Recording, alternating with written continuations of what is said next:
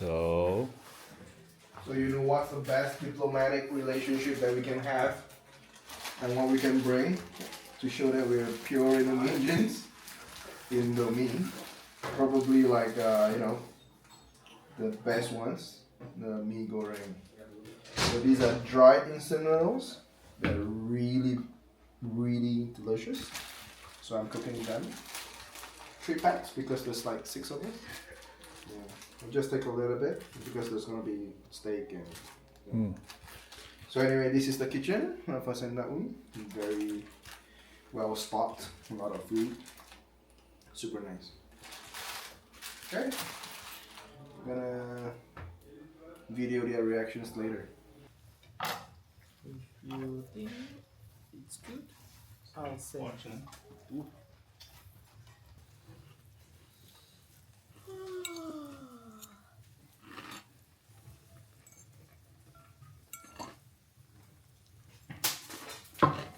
You gotta lift and fold.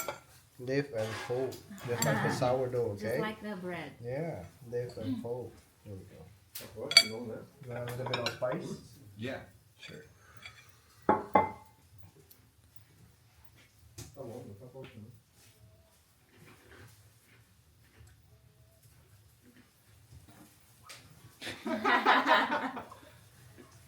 Must be a funny face. It's Ninja Turtle.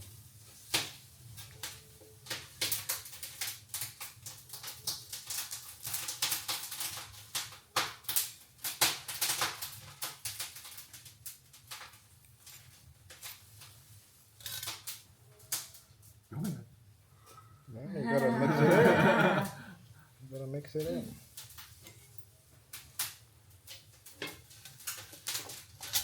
Only the best for the best videographer in Sao Paulo, huh? Some might say Brazil. I'm gonna keep you grounded a little bit.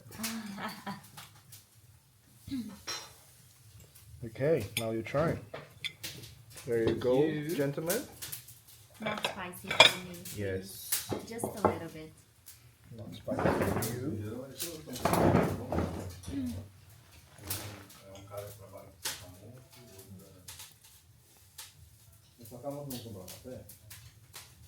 You try it a little first if you like it. Okay. And I'll give you more. Thank you. Stefano?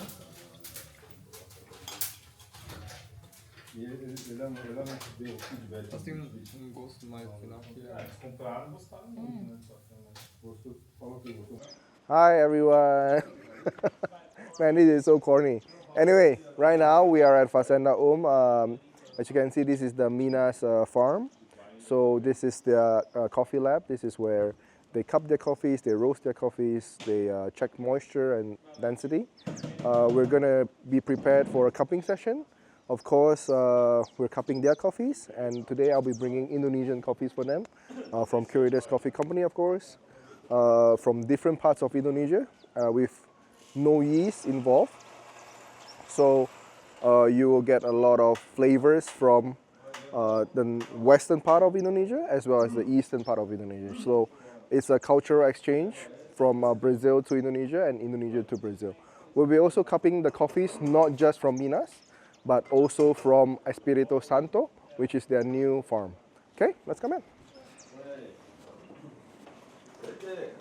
Here we got a big guy,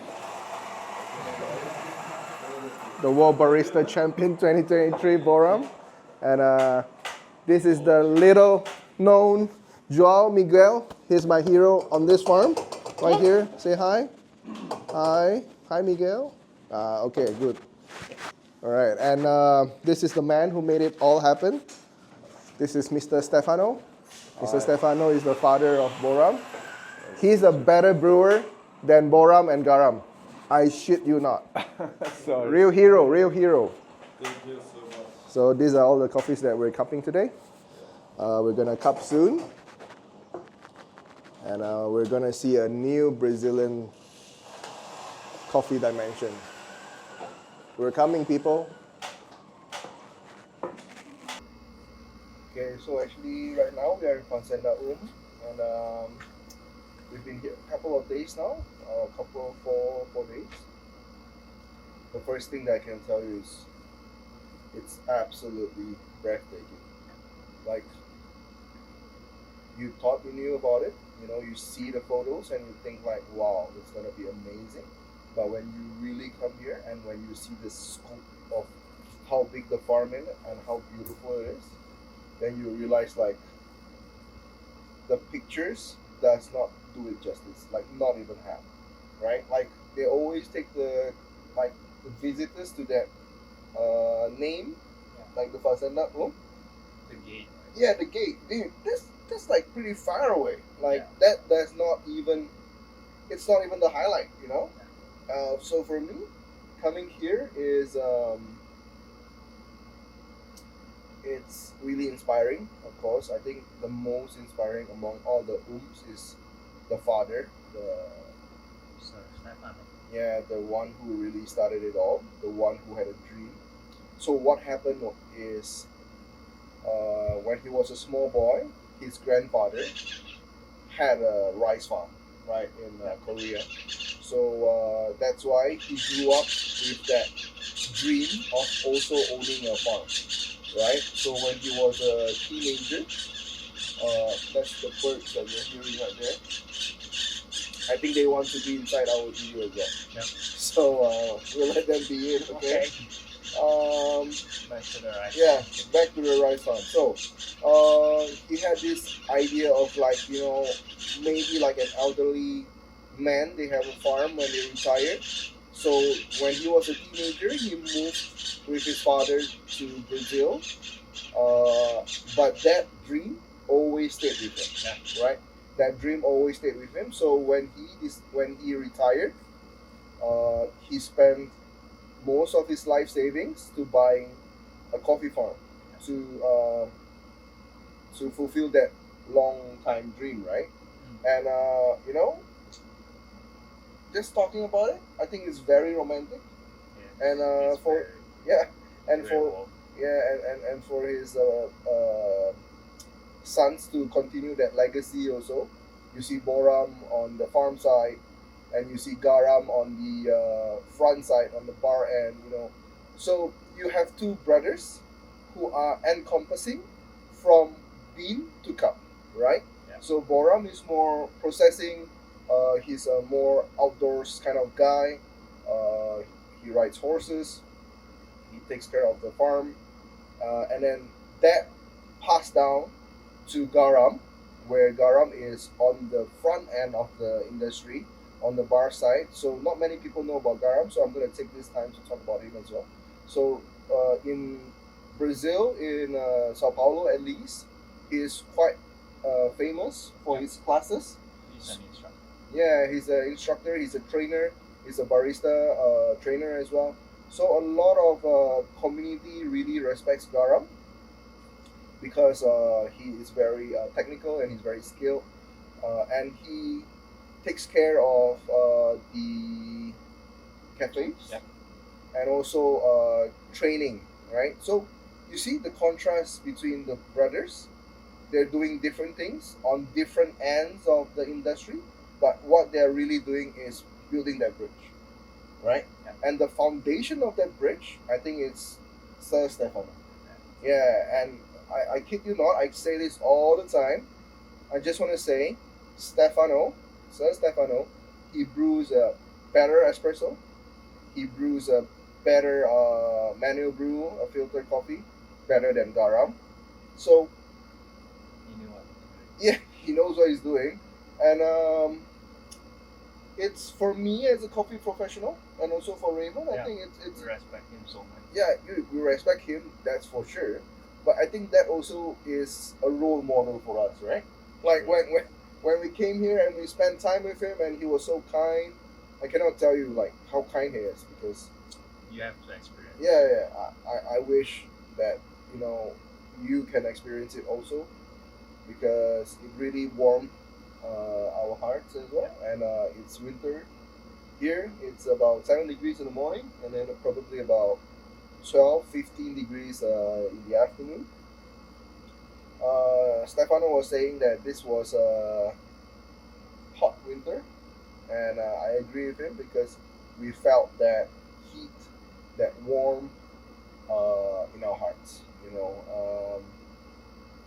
and for us, this is something that is something that we'll bring back and talk to our kids, and something that we are remembering for a long time, huh, buddy? So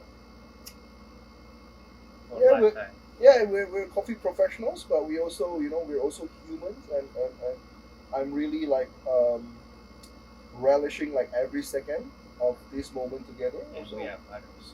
yeah, we're fathers as well. So to see something like that, to have a foundation of a father who has a dream and a mother who supports that dream, a wife, of course, who supports that dream, and then you have the sons following, doing both ends of the coffee chain. It's it's really it's really a dream come true, for Sir Stefano. And the best thing about it is he just keeps saying about, I want to make Brazilian coffee better. I want to be a better coffee professional. And I'm looking at him like he's 63, and I'm wondering like, wow, 63 and he still has that passion. Some of us like at 30 something, we are all jaded. We're all jaded, and we're thinking like, what's next? What some of us have burned out as well. So for somebody that's 63 and then he is still receiving guests and then giving us what coffee hospitality is, and showing us kids how it's done, and you don't really feel like it's fake or It's pretentious. pure. Yeah, yeah. Pure. It's pure from his heart. It's like, oh, you guys are here. I love you guys. Yeah. Let's Paradise every yeah. time. yeah, I'm gonna do my best to include you in. You're a part of my family now, and he has been very respectful every single step along the way during this Sure. trip. Yeah. And the first thing that he met us was he apologized to us that he couldn't fetch us at the airport. So for me, it's like, wow, I was really touched by that. So for my closing statement is, I really wish in your lifetime as a coffee professional, come to Fasenda, come to Nina. Okay? I wish you that. You deserve it. Love you. Bye. Bye.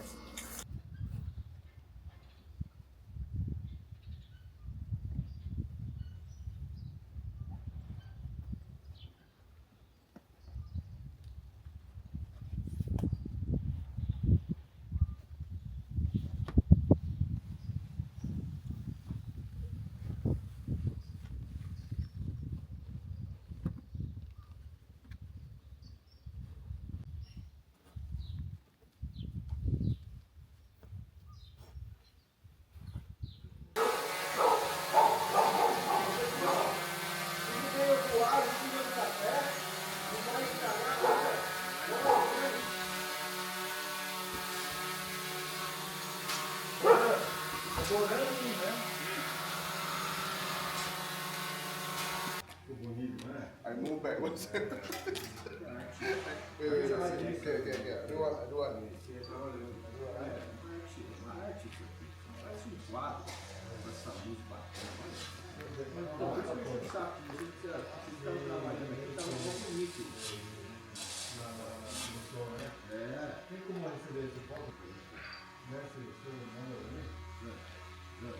Don't worry. Capek, Pak. This is all scripted.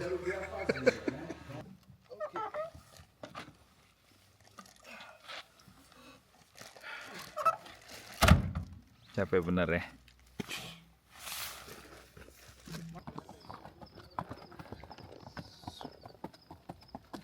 I'm absolutely terrified.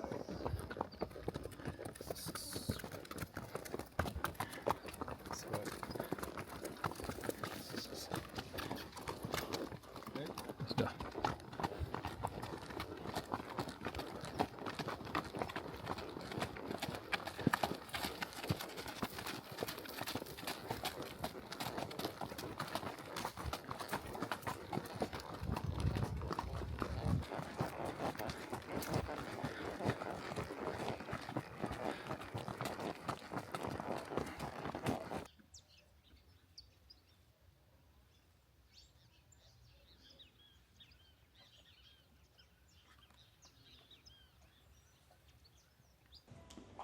So you guys are from Singapore? I'm from Indonesia.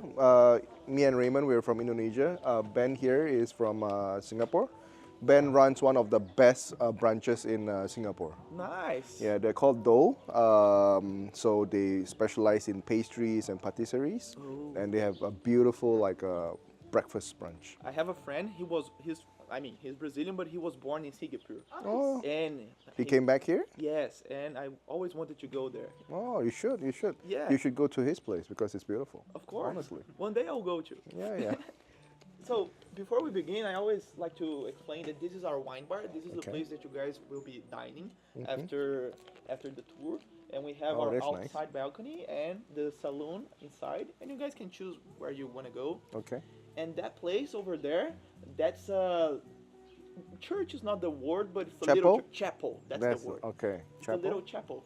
That's nice. It's beautiful. Yeah, it has like those glasses those Oh. stained glasses. Yeah. Tinted glass. glasses. Yes. So it's very Okay. beautiful. After when we open the wine bar, we're going to open it, and you guys can Oh. go there and look at it. Obrigado.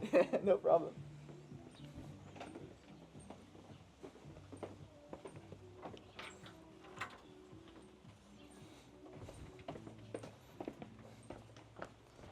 So this is yours. The vineyard is yours. Oh, Everything. wow. This farm has 2,200 acres, and Okay. everything is part of my farm, Okay. including the vineyards and everything. Oh wow. So what's interesting about the vineyard and the winery is that it's inside a grain farm, and we plant soy, corn. How do I say trigo? Trigo. Oh yeah, tapioca. Yeah, Wheat. wheat, and soy. And there's another one that I can't remember the word in English, but Okay. we have 4 cultures. Okay. Okay. Before I begin the tour, I always like to say how we idealize the tour. So we created this tour to be more like a walk, so you guys can take photos, pictures, anything, videos, and you can ask questions. The idea is not for me to make a presentation and only me speaking. Okay. The idea is that we have like a chat, a walk, a pleasant walk together. Yeah, Ben was he worked in the number 9 bar in the Oh. wall. Yeah, right. Yeah, so he knows his alcohol well. But no wine. Very different. Nice. Have you ever had Brazilian wines? Yes. I Nice. actually really like them. Yeah, my winer.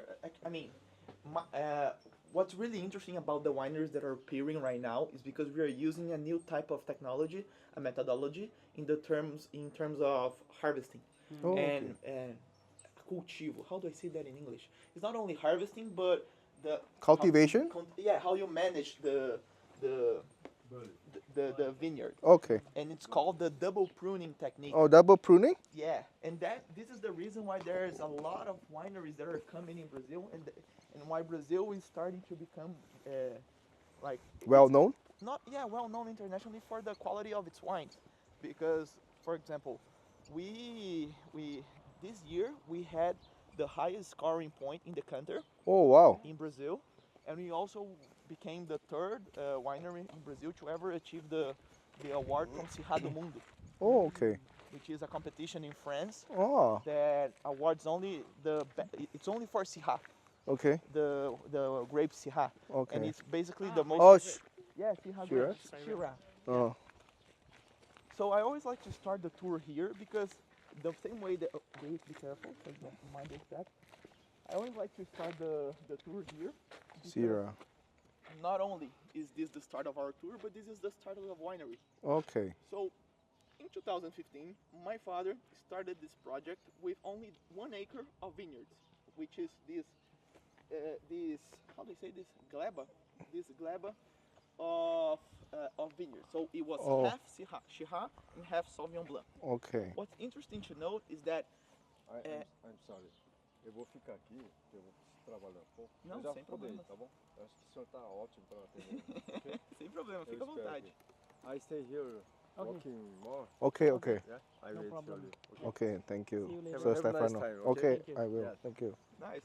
So essentially, what my father started this in 2015 with 1 acre, and what's interesting to note is that this project started more like a hobby of my father, like an experiment, and not like something of a commercial venture. Let's Okay. put it that way. Okay. So my father was always an admirer of wines. He Yep. always loved going to vineyards and wineries all over the world. And what's really interesting is that in 2014 he started to taste the wines that were being made in this region, and he started tasting them, and he saw that they were really, really good.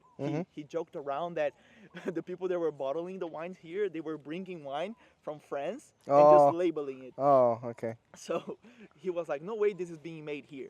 So he met with Murilo de Albuquerque Regina, which is the developer of this methodology of harvesting and everything. Yep. And he started the project in 2015.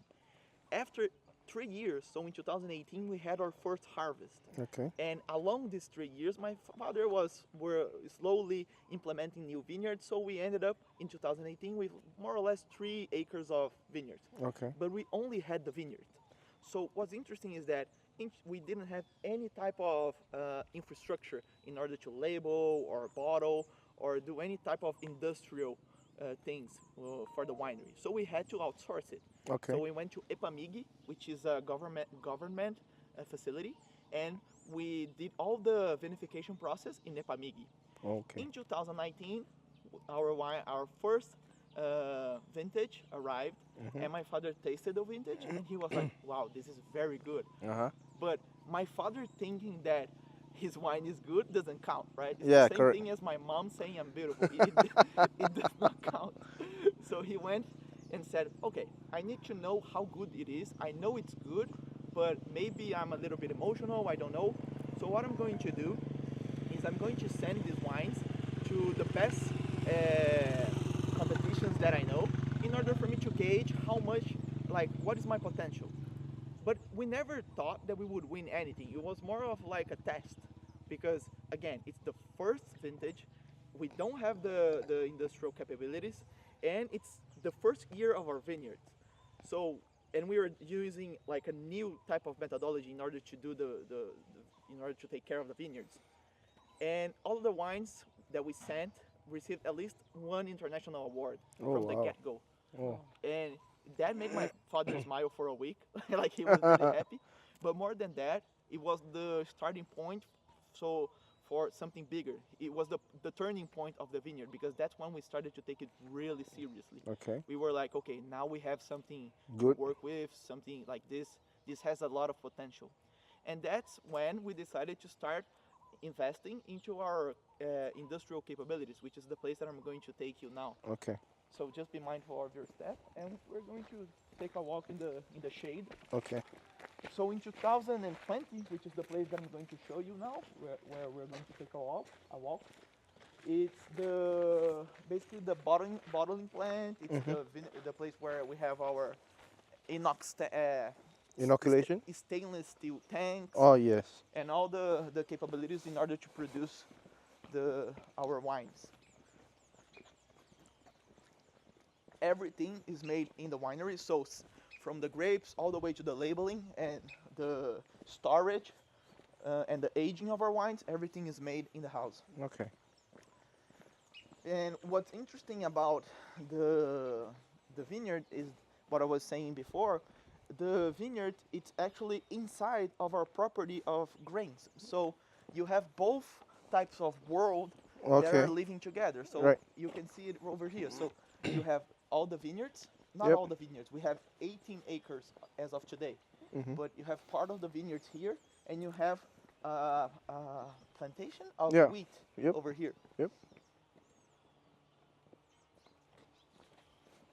And one thing that is really interesting about the property is that the property, before it became a grain farm, it actually was a milk farm. Oh, it was a cow farm. Yeah, Milk? it was a cow farm. So everything you're going to see, so every house, every type of structure, it belonged to the milk farm. So that was a support structure for the cows that would roam around here. Okay.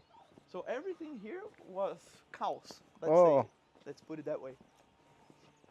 The property is 33 years old. 33 years old. Yeah.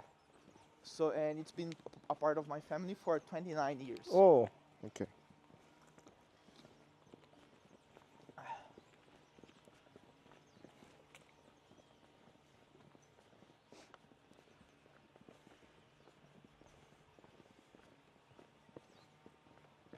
So when is the bottling season here? The bottling season. Yeah. This is really interesting. The bottling season, it depends on the wine, right? Yep. But what we have here that's a little bit different is that we don't label all the wines at the same time. Oh. Once we bottle them, we don't label everything. Okay. We label them as demand increases. Oh, as demand increases. Okay. Yeah, and then we're always labeling all year the wines. And when we get to the expedition place, I'm going to explain why. Okay. Okay.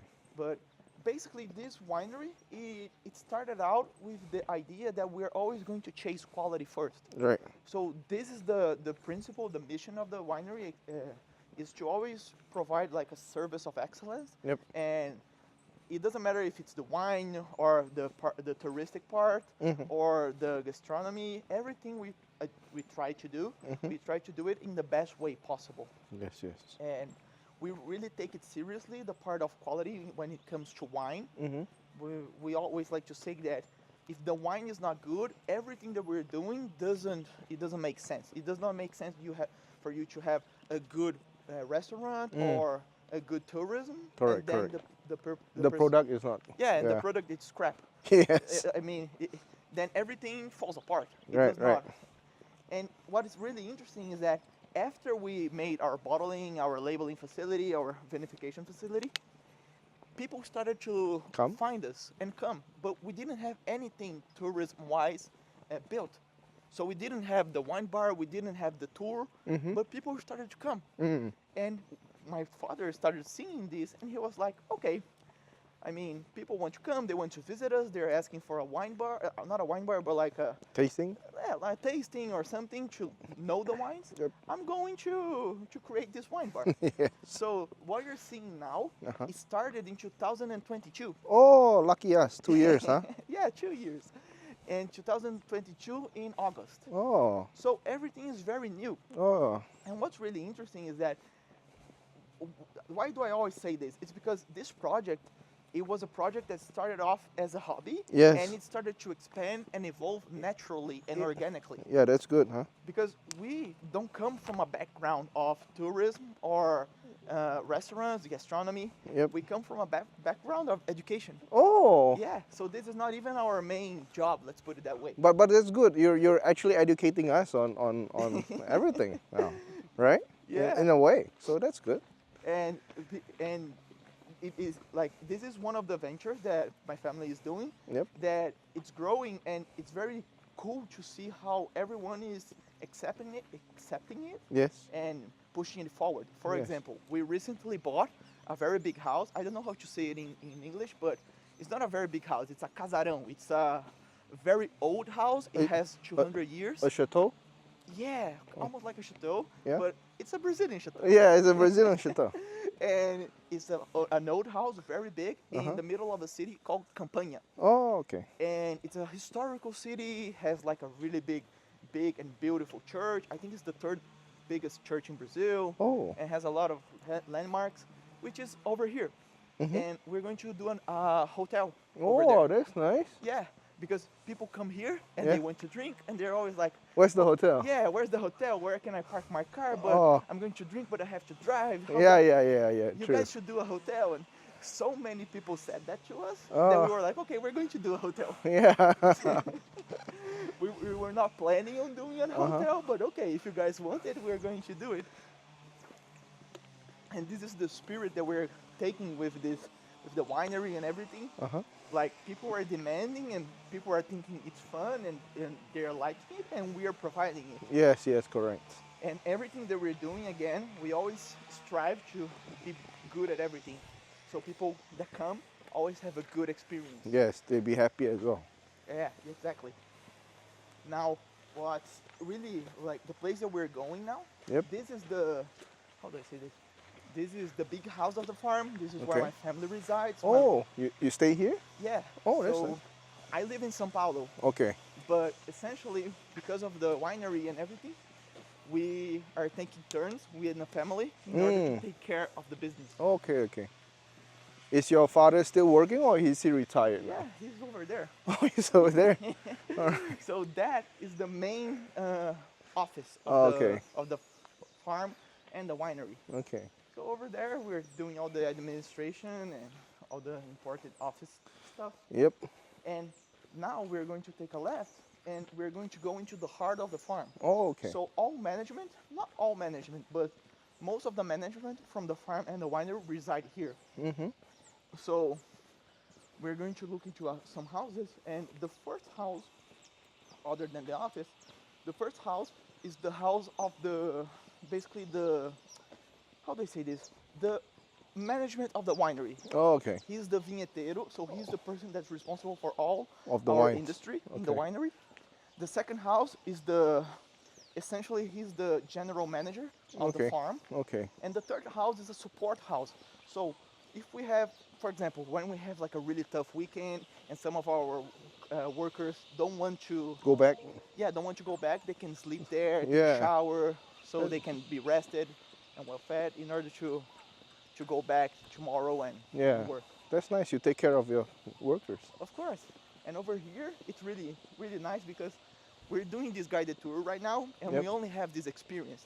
And some people, and most people, a lot of them, want to taste our premium wines. Yes, yes. And we don't have currently a tasting for premium wines. Okay. So what we're doing right now is we're taking this structure and turning it into a tasting room. Yes, yes, yes. So we can do another type of experience Correct. referring to tasting.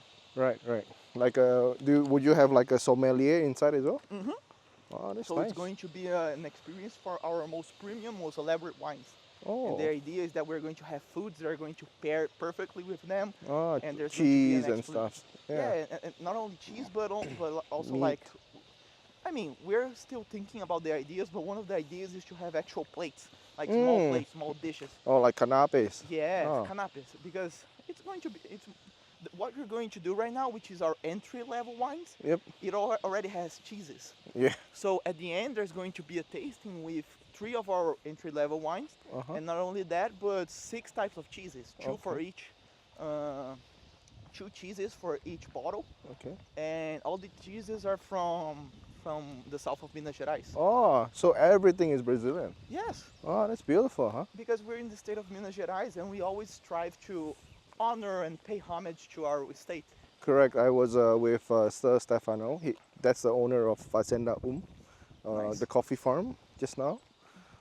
So he was telling us about the history of Minas, and I think it's very, it's sad and then it's beautiful at the same time. Yeah, Brazil has a Has a- very recent, but it has like a vibrant history. Yes, yes. And what we're trying to do here is to get back a little bit of the history in Brazil. Correct, correct. Because I didn't say this to you guys, but essentially, my winery is called Barba Leodora, not because of my grandma.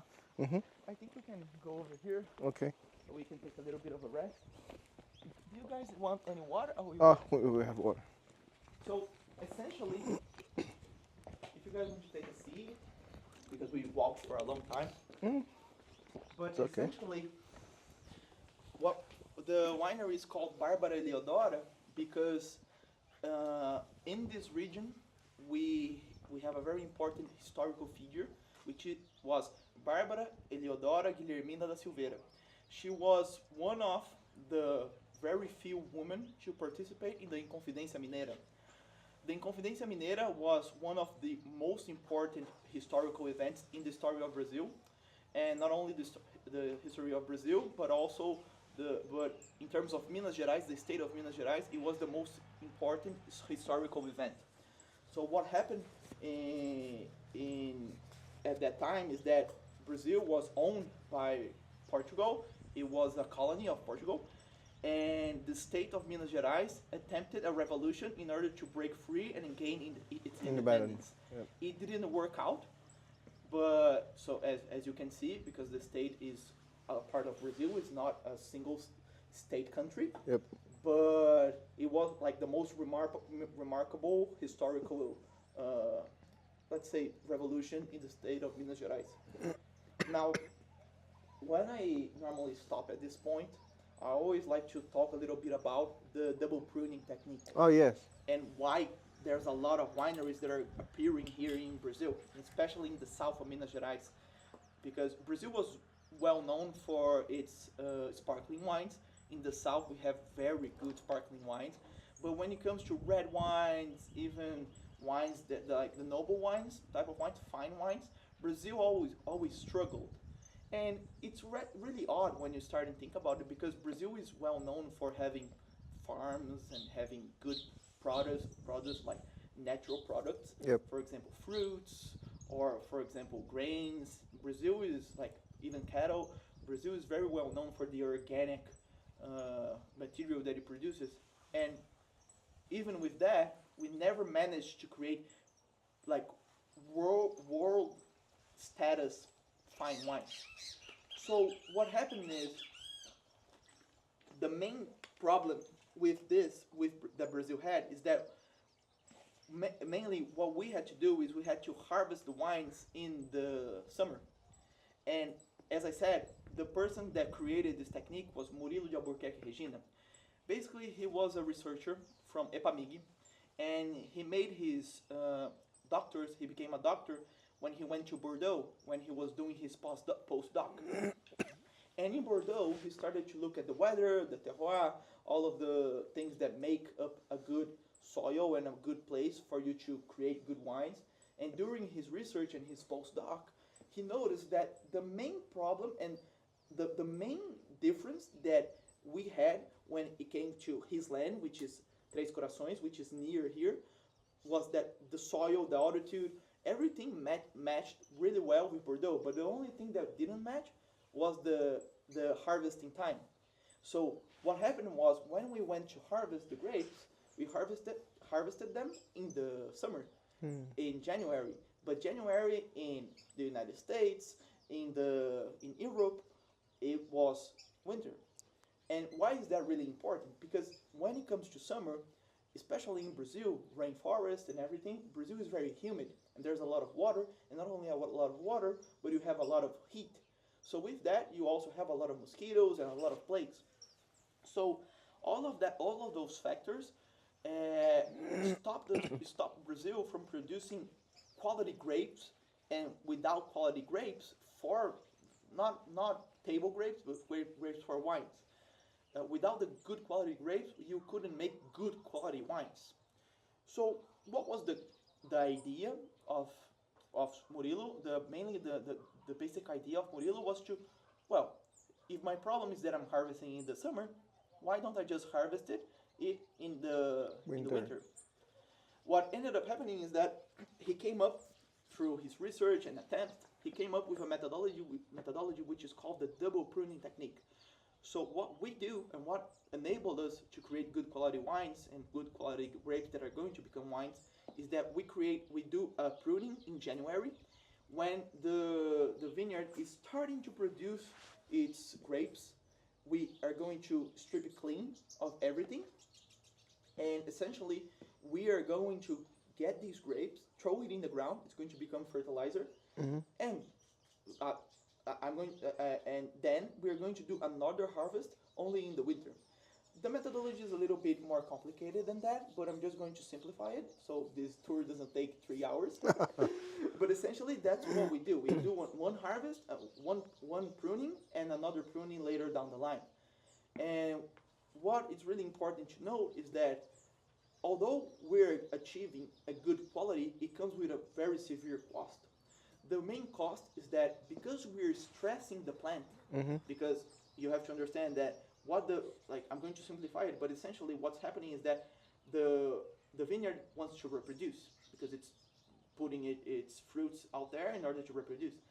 What we're doing is that since we are literally stripping it clean, the vineyard thinks that, okay, I lost all my progress, but I still need to reproduce. So I need to work double time, overtime, in order to reproduce. So it stresses a lot the plant. So the production, the yield that we have is about 50%, 40% when compared to the vineyards in the south or the vineyards in any other place that is doing the traditional approach.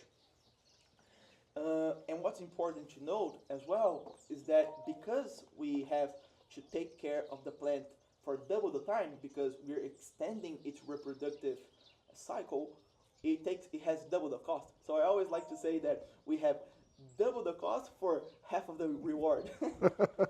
but but what ends up happening is that we have good quality grapes in order to create our wines. What's important to understand about our summer, not our summer, but our winter, is that our winter, as you guys can see, you have like shorts on, and is that in the day it's not that cold. Yep. Brazil is not that cold, and we have these days there's no rain. So our how do I say this? Our winter is it has like the perfect weather and the perfect weather conditions, because in the day you have like the sun, and At night it's cold. and the night when the sun goes down, it gets really cold. It's almost like the high is 22, the low is 7. Yes, correct. So you have more than 10 degrees of difference from the highest point to the lowest point. But it's not so cold that you have a problem with like Frost. freezing and Yeah. frost, because it's not like minus degrees and everything. So we strive this balance, because in Brazil, because of the methodology, people are now attempting to do vineyards in a lot of places in the north of Brazil and in the south. But what we're finding is that this is the perfect region for this technique, especially because of this middle ground. Because if you go very north, then you end up with a lot of heat, and you don't get a process that is called maturação fenólica. Essentially, what happens is, because the day is hot and the night is cold, there's a lot the water in the Grapes. in the grape, it goes because of the hotness, it, how do I say this? It gets out of the grape and then it goes back, and the sugars start to concentrate. Correct. And this is very good for the grape and in order to make the wines. But when you have a lot of heat, it dehydrates the plant, and when you have a lot of cold, it freezes. So essentially, one of the reasons why the place that we're here now, not only because of like the altitude, the soil, which is argiloso, but many other factors, but one of the most prominent factors is the weather. The weather is just right. What's important to note about terroirs as well is that we're in a very special biome, because if you go north, you go to the Cerrado. The Cerrado is basically very plain, and it has a lot of heat, and it's very dry. But if you go south, then you start to go into the rainforests, which has a lot of hills and a lot of rain, a lot of humidity. And we're literally in between these two biomes. So we're in a special micro region, which has this very, if you look at it, it has these hills, and it's almost like a wave, all of the topology. And so this is a very special place for the winemaking and basically the vineyards. Do you guys have any questions regarding the process, literally the So when you do the double pruning, you take everything out. So you strip it clean? just have the leaves on. Not even the leaves. Not even the leaves, just the twigs. Yeah, Oh. it's really sad, because my father doesn't even like seeing it, because you have to take everything and you throw it in the ground. You don't even use it for anything. Then it will break down by itself and become compost Yes. on the bottom. Okay. It becomes fertilizer. And when do you strip it clean? Like when there's like grapes or They no, are not fully grown, Oh. but you can see like the smaller ones? yeah, the smaller Oh. ones. So if you leave it be, then it's going to become a grape. Because what's important to note is that we have to do this every year, because the natural instinct of the plant is to, every year in January, it was programmed Yeah. to give its grapes and produce its fruits. But what ends up happening is that we do it every year, and then it produces in July. But how long did that take? Like from that change from January to July? How many harvests or how many years? Oh, it's a harvesting methodology, so it never changes. You have to do it every year. So every year it resets, and it wants to produce in January, and we have to every year. fight the Oh, plant. every year you just strip it clean. Yeah, we strip it clean every January, Oh, okay. and then we have to take care of it. take care of it with like other methodologies. So we have to, for example, we have to protect it from some attacks from animals or not plants, but Diseases. fungus, Yes. diseases. Because what's important to know is that the plant, the vineyard, it's this is very stressful for the plant. Correct. So if we don't take care of it, it can succumb to illness and these type of things. Yeah, essentially that's the main part of it. I was going to say something, but I forgot. But yeah, essentially that's the main part. Okay. Any questions? No. Yeah. So I think we can go to the Okay. facility, the All right. education facility. This place where we were right now, Yep. I didn't mention just this when we started the tour, but the vineyard and the farm, it has a we take sustainability Oh, sustainability. a lot seriously, and we always try to, how do they say reaproveitar, to reuse Oh, okay. everything. Okay. So for example, the place where you were right now, Mhm. all of the furniture were made from a tree that fell in one of our properties, Oh, okay. and it's called a moreira. And you're going to see this moreira and this the same tree in a lot of places in the vineyard. It's Okay. not in the vineyard, in the winery. So in the wine bar, you're going to see a very big table, which was made from glass and the root of a tree, which Oh. is the same tree that made those furniture. Oh.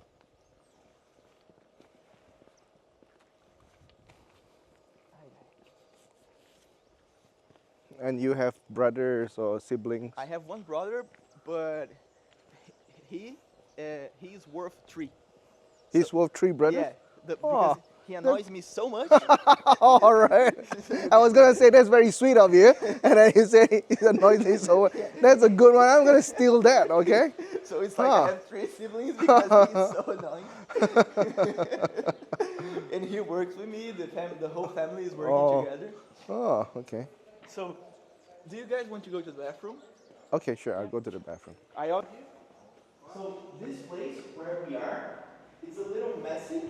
It's but not the messy. reason it's messy is that the tour happens in the real facility. So what you're seeing right now is the actual real state of the facility. It's really interesting because there was a tour that was so lucky that when they went to do the tour, we were doing the manual press. And they got to see people working and how it was like the Done? manual press. And Oh. it's really interesting. So essentially, this is the starting place. After we do the harvest, this is the starting place for the processing. What we do, and what's interesting to say, is that we take, again, quality very seriously, and we're going to do everything in our power to create the best wines possible. So do you see that big box over there? Yep. Also known as a container. Yep. So this container is refrigerated, and it acts as a cooling chamber. What we found out from our tests is that our Sauvignon Blanc, before we process the wines and the grapes, not the wines, the grapes, it's good to cool it. So we do the processing when it's at 4 degrees Celsius in order to preserve the aromas. Okay. And only for the Sauvignon Blanc. So my father went and bought a container just to do that. So they got so what we do normally, let's suppose that we're going to do the processing of a Sauvignon Blanc. We're going to harvest them, then we're going to put them in the container, it's going to chill. When it's at 4 degrees Celsius, we're going to take it to this machine. This machine is responsible, it's a desengaçadeira. It's responsible to take out all the wood of the grape, of the vines. So we're going to throw them here. It's going to do this process where it's going to fall right over here, and then we're going to connect it to this press. This is an automatic press. So do you know those movie flicks, those Italian movie flicks? No. Where people were, this does the same job, but a little bit more Efficient. hygienic. Yeah. A little bit more. hygienic. But it also has another function that is really important. It does the press in a wave motion. Why is this important? Because it enables us to press everything without breaking the seats. The seats they have a lot of tannins. Yes. And with the tannins, if you break them, it's going to, it's not going to spoil it the most, but it's going to make it really bitter. So it prevents, the press prevents prevents us from breaking the seats. After that, we're going to connect it with a hose and transfer it all the way to the stainless steel Thanks. tanks.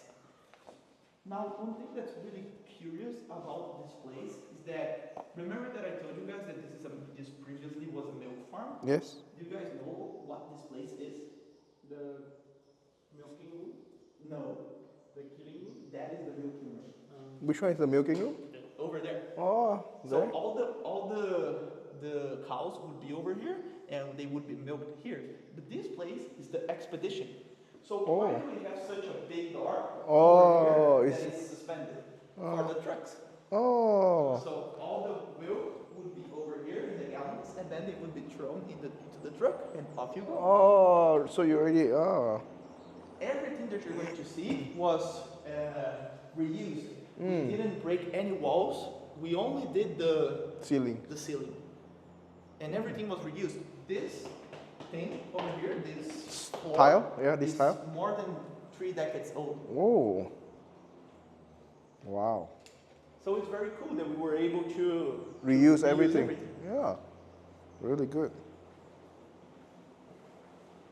So right over here, we're going to take a look into our vinification facility. Yep. Everything that we have in terms of tanks are from stainless steel knots, Yep. so knots.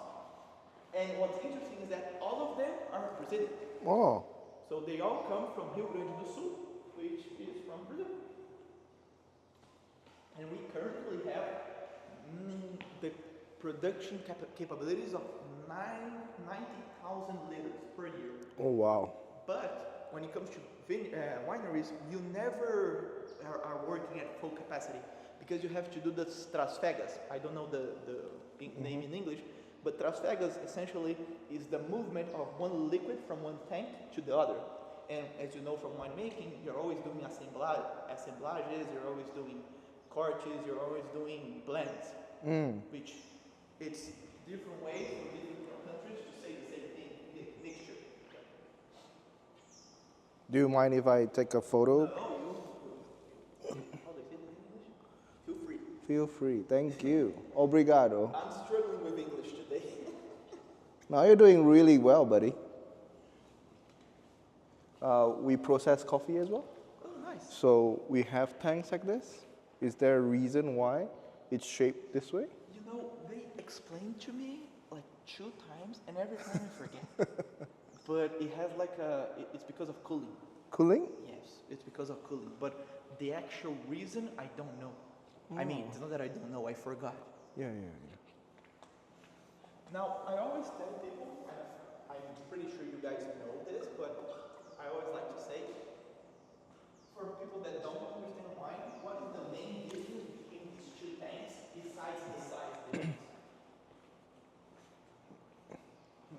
The lid. The lid? One is like this and one is like this. Now, why do you think that is? Is that liquid? No, because this tank only works for rosés and white wines, and this one is only for red wines. Why? Because the main difference from a rosé for a red wine is that red wines go with the casca, The Cascara, yes. no, not the casca, when you peel something. oh, with the skin? Skin, Yeah. skin. It goes with the skin. Yeah. So the skin, as you know, it cannot go into the bottle. So what you have to do is after you press everything and you transfer it when it comes to the red wine, when you transfer it to this tank, then you have to take off all the skin. So you put a pump. No, pump. Because in Portuguese, pump is called bomba, which is the same thing as like explosion. Oh, yeah, that's right. But you get a pump, and it creates this the circular motion. So all the wine, the liquid is going to go on the top, and all of the grapes are going to come over here, and then you get like a spatula, a really big spatula that is made from stainless steel, and you take it off. And then what you do with this is you take it back to the press, you press it again, you do it over and over and over until there's no liquid left.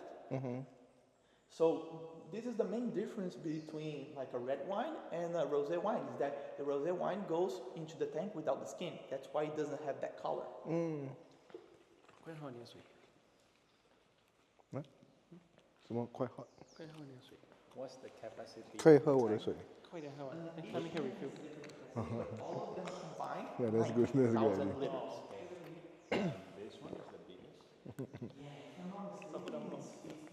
Some of them go.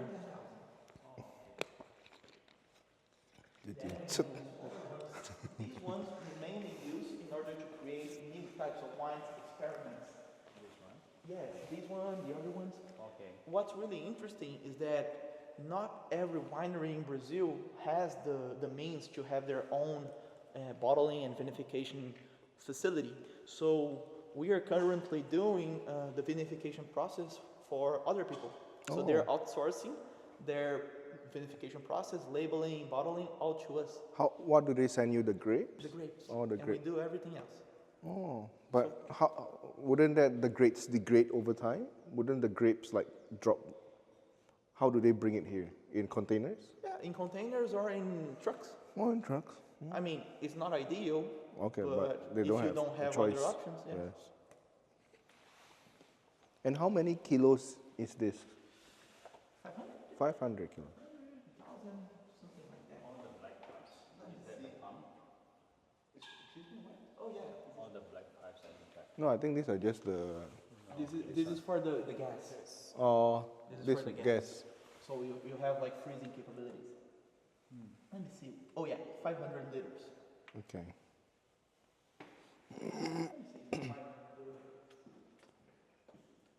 Oh yeah, so this big one is 5,000, and this one, which is better, is 5,000 as well.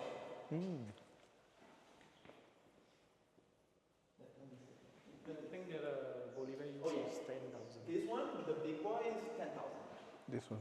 No, but theirs is Tall theirs one. is this one, but yeah, double the height.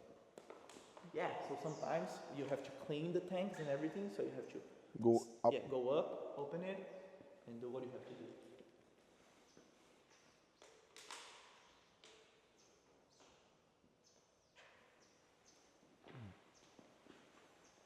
Any questions? No. Smells amazing. Yeah. Yeah, we have one question whether we can just take. I joke around that this is one of my father's playgrounds. Oh, He yeah. comes over here and he's like, let me see. He gets some glasses and he just enjoys Drink. himself. Yes.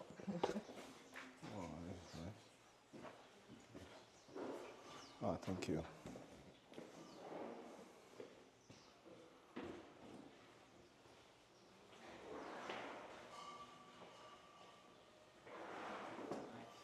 So what's interesting about reusing a lot of old buildings is that sometimes you get things that are bigger than what you actually need. For example, this lab is way bigger than we actually need because, and this is interesting, when it comes to milk, it requires way more precision and way more care put into the analysis of the milk because you're dealing with a very sensitive safety, Liquid, yeah. liquid with a lot of bacteria, so you have to be way more true with your analysis. So the lab is way bigger than what we actually need for the winery. This place is basically the bottling plant. And what's interesting is that when it comes to, let's say, supply chain and when it comes to like having an operation, this does not make any sense whatsoever.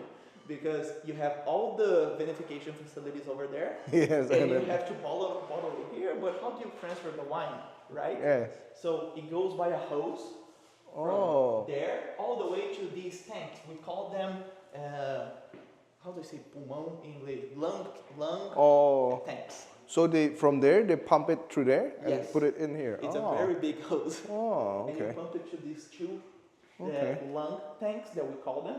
And what's interesting is that the greatest enemy of wines after we do the vinification process is oxygen. Oxygen. Right? Yep. So what we had to do is we bought a pump that we call a peristaltica pump, and it creates the same process it makes the same process as a pump that does heart hemodialysis. Yeah, the defibrillator. Hemodialysis. So that it's slowly filling it without the contact of oxygen. So we had to do that in order to prevent any type of contamination from oxygen and whatsoever, and to be certain, because we could just use a normal pump, but we want to make sure to have the best quality possible.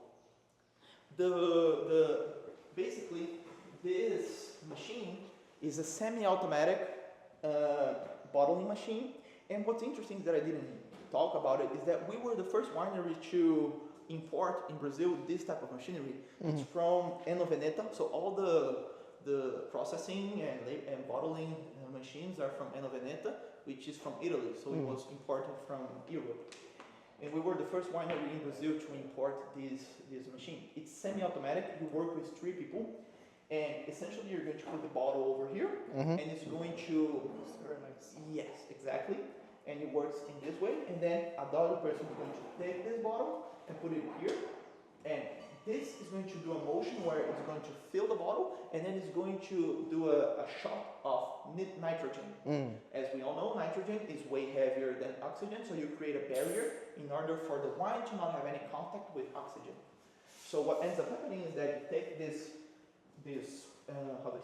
bottle with all the wine and the nitrogen, you put it over here, and it gets sealed with a cork, which is from Portugal.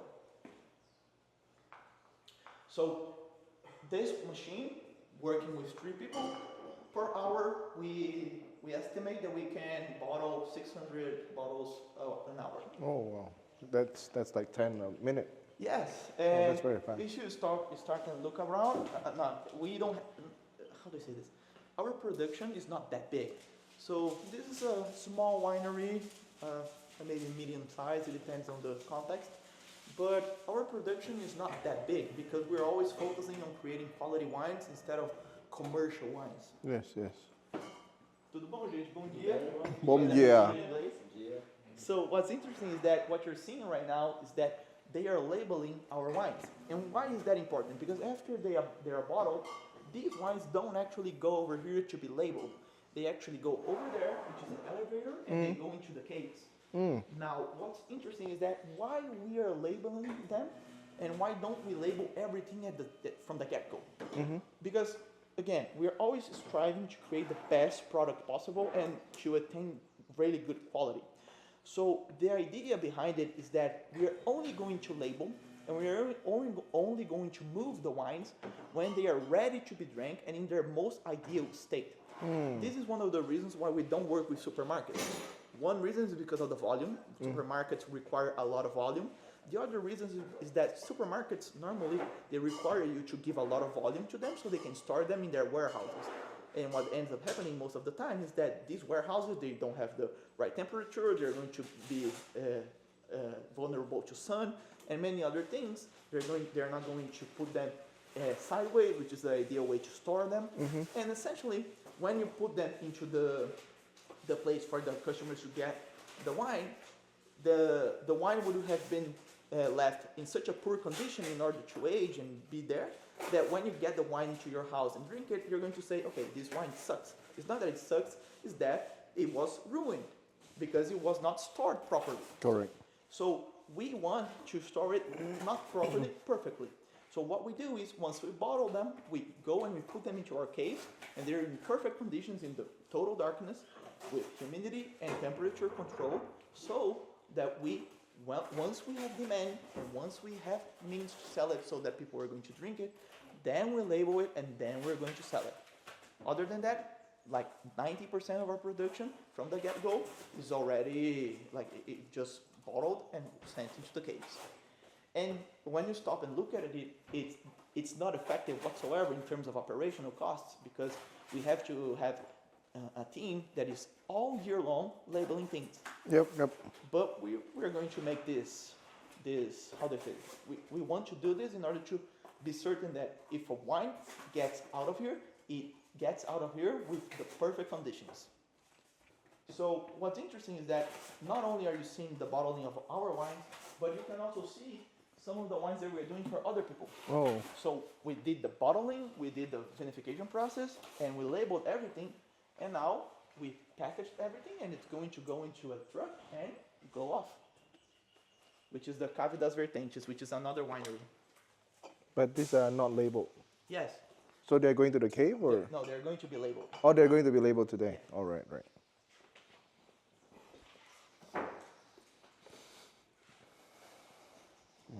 Yeah, you're doing something different here.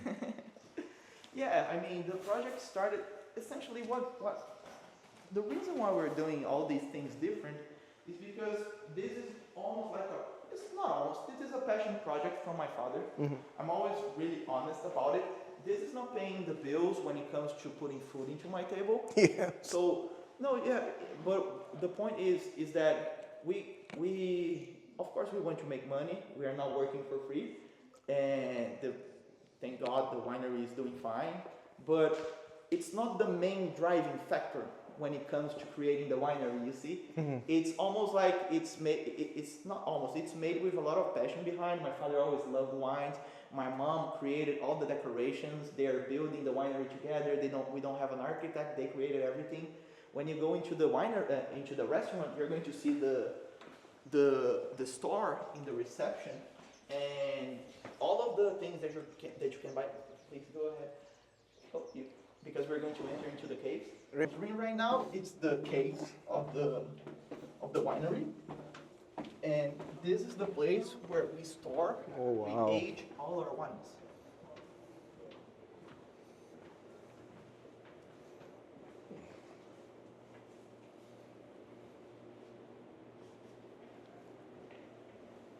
So this place is actually underground. You can see the clear division from what we built to what was already here. And what's interesting about this place is that this place originally was the silos. So this is the place where all of the cow food was stored. Oh, okay. So you can see that it has this shape over here. So it was here before you, like course. before the No, winery. before me. Oh, before you, I'm yeah. 26 years Oh, old. wow. Yeah. Oh, okay. Looking pretty good for 26. Thank you. So what ends up happening is that we have essentially three rooms. This is the first room. This is where we age all of our most elaborate wines, and this is where we create our Gran Reserva line, which is basically we call it Gran Reserva, the wines that pass through oak. Okay. All of these barrels are from France. So they're French oak barrels, and they're from several tonneliers from France, all over France. So we have Segamorro, François Ferrer, Hermitage, and we use them for 3 years, and then we throw them away, and then we have to import new barrels each time. Okay. So these barrels, they are 225 liters each. And what's interesting about this place is that not only do we control basically the sun conditions, because there's no sun whatsoever, this is total darkness when we turn on the lights, but we also control the temperature. It's 14 degrees or 20, more or less. And we also control the humidity. So everything is controlled in order for the wines to be stored and aged in perfect conditions. Okay. So right over here, this is what I like to call not the nursing, I think it's nursing home that people say. So this is the place where the wines that are not Gran Reserva, they don't pass through oak barrels, they come here to be stored and to age. And as I said, all of these wines, they don't have any labels on. As I said, after they are bottled, they come over here where they can rest. What's interesting about this lighting is that although it's very dramatic and beautiful, the main reason why we did it this way is that all of the lights, they are indirect. They are not Okay. They are not directly Shooting. facing the wine. Okay. That way we can minimize, even with tours, the fact the exposure to sunlight. Not sunlight, but lights in general.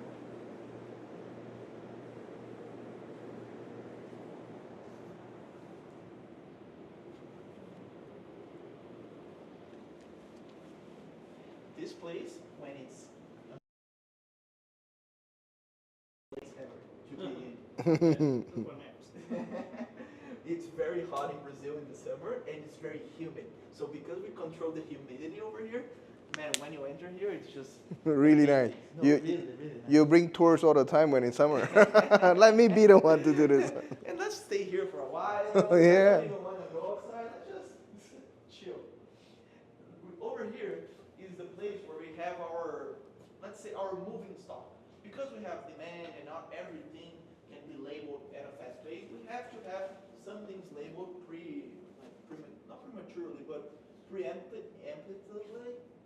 in order for us to take care of demand. So we have like this moving stock. After it's labeled, it comes back into here, and when we have to sell it, we go and we take it down. But it's only a small percentage of wines, as you could see. Most of them don't have any labels on. But you have an lift, right? Yes, a Okay. forklift. Okay. And this place is the place where we take a little bit of time in order to talk a little bit about Barbara Eleonora, which is the person that we honor in the winery. And so I talked a little bit about her before, but essentially Barbara Eleonora, she was a member of the Inconfidência Mineira, and she was a woman in the 1800s. What's interesting to note is that she was a woman that was really ahead of her time. When it comes to women's rights, at that time, women were not even allowed to go to school. They couldn't read and they couldn't write. And not only did she read, she learned how to read and write, but she wrote poems and she published those poems. So she was effectively the first woman to write poetry in Brazil. And what's really interesting about her is that she, alongside her husband, were the main financiers. Where they were the main people that were financing the revolution from Tiradentes in the Inconfidência Mineira. So the role that she played with her husband was really important, because without her support, the Inconfidência Mineira would never have happened. Now, a little bit of the history behind her is that after the Inconfidência Mineira ended up as a failure, Tiradentes, which was the leader, was sent to be executed publicly, and her husband, which is Alvarenga Peixoto, was sent to Africa for forced labor. Okay. He ended up dying in Africa, and she stayed here. And because she was branded a traitor, as with everyone else, what ended up happening was that now there's a lot of stories, but the most well-known is that she, alongside her lawyers, employed a tactic where she would fake being crazy, so she could retain some semblance of some properties, so she could not be sent to death per se. So she would fake being crazy, so she could still live. Yep. So and that was a success.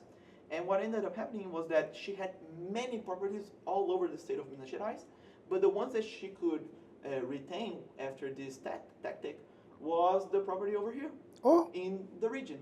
So she spent the last part of her life in this region of São Gonçalo do Sapucaí, which is the county that we're in and the place where we reside. So not only is she's very remarkable for the state of Minas Gerais as a whole, but when it comes to this story, the place where we're in right now, she was really present. She was the superhero. Yeah, when it comes to historical figures, she is by a long shot the most important historical figure of the county. And what's interesting to note is that at that time, women were, they were not second-class citizens, but they didn't have as many rights or as many honors as the men. And she was, when she died, she was buried in the Matrix Church. The Matrix Church in the town was essentially the only church and the big church, and only men and people of very high status could be buried there. And she was buried there. So she was a really important, really respected figure. And we have to remember again, this was in the 1800s. So at that time, the treatment regarding women was way different how it is today. And your father chose, or your mother chose this place, this name because of her? Yeah, so it's the name, this is her name, Barbara Eleodora, and we decided to name the winery as a tribute to her? Tribute to her. Oh, that's very nice of you. Thanks. And the same way that we like to remember her story, make a callback, we also have our little museum. We only have 5 vintages, but we have all of our vintages and all of our wines over here as our little museum. And as time goes by, we're going to fill these niches, these places, Coves, yeah, with our museum. And is her house that she resides still? Is it still available here? Not here. It's in the city. If It's I'm in not the city. mistaken. Okay. It's in the city. But is it? Could you like visit or something? I don't think you can. Oh. I think you have like some sort of museum. Okay. What you have right now is in Ouro Preto, which is another type of, not another type, but it's another city in Minas Gerais. You have a big museum For which her. is dedicated to the Inconfidência Mineira, which is Okay. the Museum of the Inconfidência Mineira. Right. And Right. there you can find all the artifacts and all the historical Right, explanations and every member, and it's a callback, Oh. and it's official in the city of Ouro Preto. Now I'm going to read up about her because of you guys. Nice. Yeah. And we created this plaque in order to pay homage to the artist To the that artist. created our bust. Yes. Yes. And remember the Oh, soapstone. the soapstone sink? Yes. It's from the same Oh. artist. Oh. Okay. I told you that you would see it again Ah. in the future. Yes. Cheeky guy, huh? Well done. So it changed color when it's wet too, huh? Yes. All right. We put this over here because soapstone has an interesting property. When if people touch it, over time it's going to create some blemishes. Right. It's going to ruin the stone. So Right. we just put it here. So it's full. It's like it's It's solid. one block of solid soapstone. Soapstone, right. So when he made this, he made the The basins sinks as as well. Oh. Oh, it's basins. Oh, okay. Yes. Okay. Maybe this way. Right. She wants to get This thing on top, is it empty or? You have like several layers. One of the layers is, oh god, it's this foam or isopor. You know those things where people put beers and it's white, and when you do like this, it creates a noise, and you put like Styrofoam. styrofoam. Yeah. So it has like wood, styrofoam, and then you have like a layer of, I think it's Concrete? concrete, and then you have another layer of wood. So this became a cold chamber. So no heat can pass through. Yeah, but what's on top? Like another building or Oh just? no, it's you have like how do I say this? The ceiling. Mm, So you don't have anything on top. Oh, it's just land. Yeah, it's just like some, how do I say this? It's just a ceiling. yeah, Oh. but can you sit on top? Yes. Ah, okay. I can once we get outside. I'll Oh, show you. okay, I okay. was just wondering if this cave in, where do you run to? What the hell? Well, if this Then- cave in, then you could. I mean, with cave in, if you were not crushed, you could just Go out, right? Go Yeah. out. Oh. Yeah, Very- there's no building over here. Very good, huh? Which I'm way? hoping it won't cave in. Oh, never. Hopefully, no, never.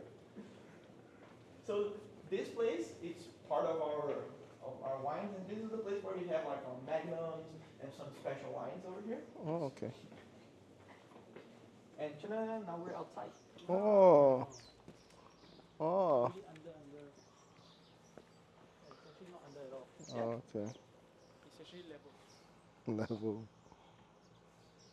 So we don't have anything.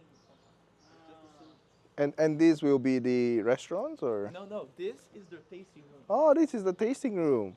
So the one in front is for Another one. another one. So we Ah. can create another type of experience. Oh. And what's interesting is that if you look over here, we created thematic resting places, Oh. and thematic gardens for people that are over here. If they want to chill out, they just can take a walk over here. And each garden has a different atmosphere, not atmosphere, but a different, Team. a different proposal. Let's put it Yeah, that way. yeah. They are different. Oh. I'm sure your mother had a hand in this, huh? Of course. My mom loves, like, how do I say paisagismo in English? I don't know. Like But- gardening. yeah, and- gardening. She yeah? loves gardening and making things pretty. Ah, I'm sure. You tell her it's beautiful. this coming from an Indonesian. So. I mean, they're going to like that I'm doing this tour with you guys. They Oh. always enjoy receiving people from abroad. Yeah. I did a tour with a guy from another. The most recent one was a guy from the United States. I also had some Russians. It's very interesting to do tours with different people from different countries. It's very enriching. You're enriching. Yeah, oh yeah, and all you can see here is the structure from the grains farm. So Oh. we stock everything in-house, and we also have a seed maker. I don't know Oh. the actual name, but it's a sementeira, it's a seed maker, and we create the seeds over here. And what's interesting about our property is that we have a lot of water. Yeah, I can Put a see jet that. ski on it. Yeah, a lot of solar panels. Yeah, because of the sustainability, this is one thing that we strive to do. We are not 100% free from outside electricity, but we're creating approximately 70%. Whoa, that's a lot. Yeah, I mean the farm is big, but there's not a lot of electricity when it comes Yes, to. yes.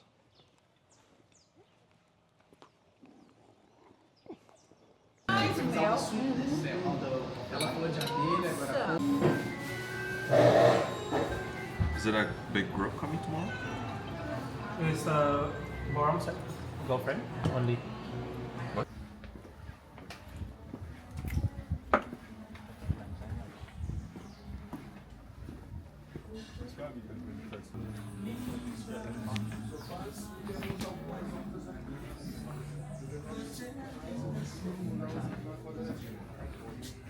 Oh, it's entrance there. It's not a wider fence. It's a nice spot, right? Yeah, it is. Beautiful. Hi everyone, this is Gavin again. So we're here in the beautiful beach coast of San Sebastian. We're here because Fazenda and Coffee Company, they're having an event. They're supporting an event whereby they're serving coffee to raise funds. Here we have them making some beautiful coffees. And we have the World Barista Champion 2023 right there. 2023. Yeah, helping. Did you just say 2022? No, I said 23. I remember. And we're here. Okay, let's forget about that guy. So we're gonna be here. This event is actually to support kids. They're underprivileged. So every year, all the top F&B, or the chefs, or the baristas, or the pastry chefs, they come together for one night in this beautiful gesture to support underprivileged kids to fund their education for the next year. So just for one night, all of these superstars come together for something beautiful. And of course, we are very lucky and also very inspired. I think it's very touching, you know, that everybody just came together for this beautiful gesture. You can see everybody's getting ready. The event's gonna start in 20 minutes. And that's beautiful, beautiful barbecue setup. So you can see. And not only we have churrasco or Brazilian barbecue, we also have a lot of foods that are ready, a lot of drinks prepared. So how they do it is you get a card and you reload it with funds inside in these machines, and then you can purchase your food or your drinks. We're gonna have a live band, probably Cesar Samba tonight, hopefully. And there's a lot of booths that I'm gonna show you. You see?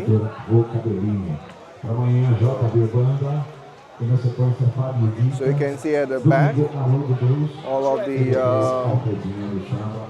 walls, they are adorned by photos of the kids that they're going to support. And I think it's a beautiful gesture and to remind ourselves that we, F&B players, we have a role. We're a bigger part of the community, and we're gonna use that to help more people. Of course, this is a place where everybody gets to kind of show off a little bit what they can do.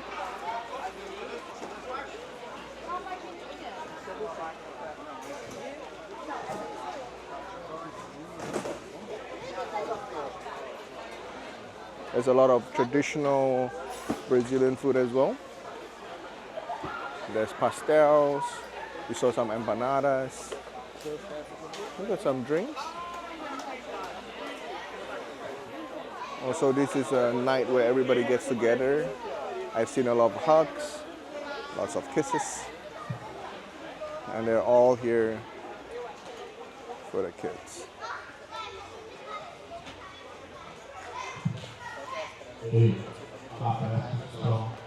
All right. Wow, the queue is pretty long.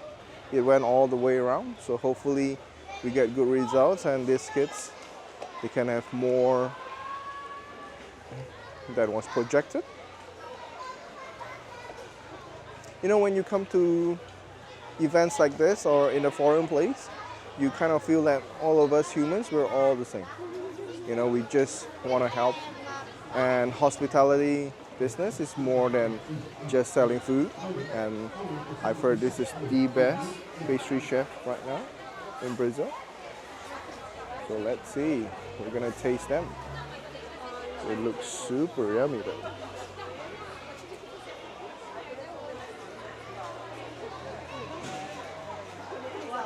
Yeah, coming back, I think hospitality is more than just service. It's really thinking and expanding what you can do for your community and how we can make an impact from what we do for a living and of course for our passions. Events like this are here to remind us that we're a part of something bigger and that we have a role, especially those who are now more privileged than some.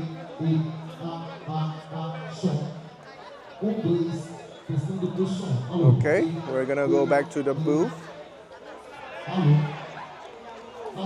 and hopefully we have a good time, all of us.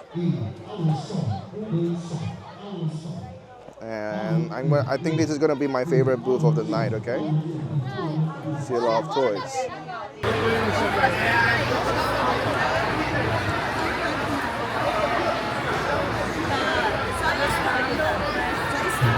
Do you order one? Do you order one takoyaki? I mean, we don't have takoyaki in our place. It's different. You know why it's different, Raymond? Because it's all going to kids. We're helping kids grow up well.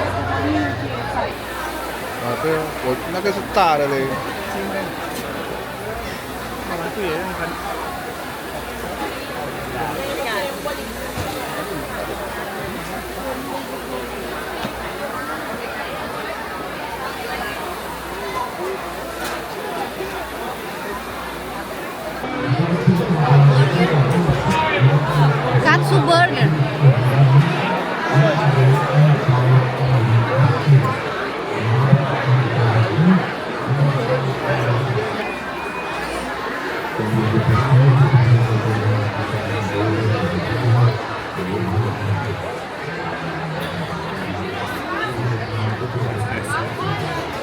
You're supposed to tell me what this is. Go ahead, eat it. Obrigado.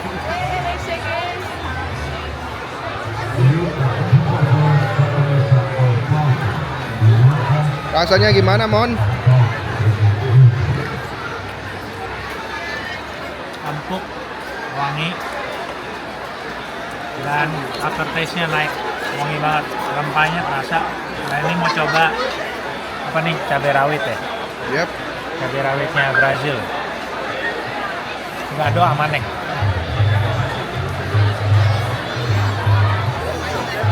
Wah, pedas. boleh lah ya.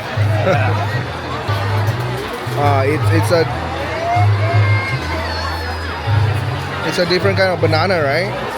How does this banana taste like? It's more starchy, right? It's not as sweet as the ones that we have in home, right? Mirip pisang kepok. That's why it goes well with the meat, right?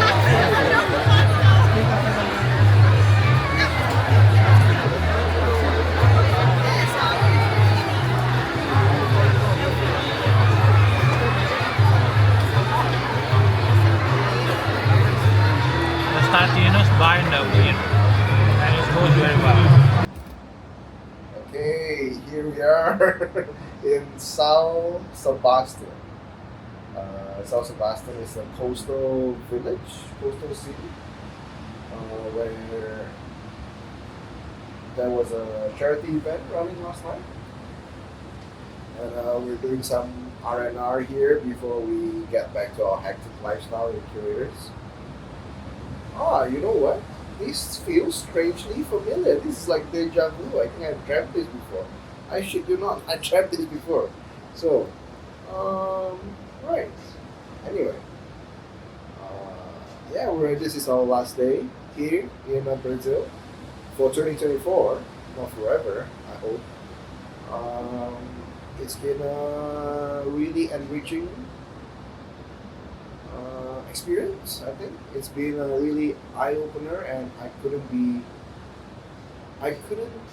in better hands than Goram and Stefano and Garam. Sir Stefano for you guys. So, and of course the lovely mother, Marcia. So for me, I think this really wraps up the whole Brazil tour, the Brazilian experience. We went from city to farm to mountains to horseback to the beach. So we had it all. We had churrascaria, we had caipirinhas, we had cachoeira, we had cachaça. We had a lot of fun, we had a lot of laughters, we had a lot of jokes, we had a lot of candies, sure. And I couldn't do it with a better partner than Raymond. You know, I'm really happy he's given me this chance and like this limelight for me to be on the screen this time. I think he was really enjoying himself as well. So let me say that for you. Of course, when you're traveling, you want to be with your best friends or your best mates or your loved ones, like my wife, of course. So this was a really nice chapter in my life, I think. And I hope it's a start to where curators want to go, because we did our foundations back at our hometown.